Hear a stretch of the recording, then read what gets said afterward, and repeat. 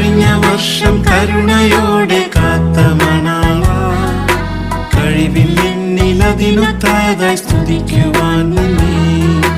കഴിഞ്ഞ വർഷം കരുണയോടെ കാത്ത മണാള, കഴിവിൽ എന്നിലതിനൊത്താതായി സ്തുതിക്കുവാൻ നിന്നെ.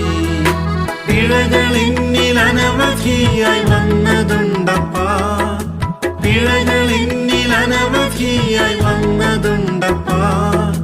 പിഴയകന്നി പുതിയ വർഷം വസിപ്പാൻ കരുണ ചെയ്, പിഴയകന്നി പുതിയ വർഷം വസിപ്പാൻ കരുണ ചെയ്.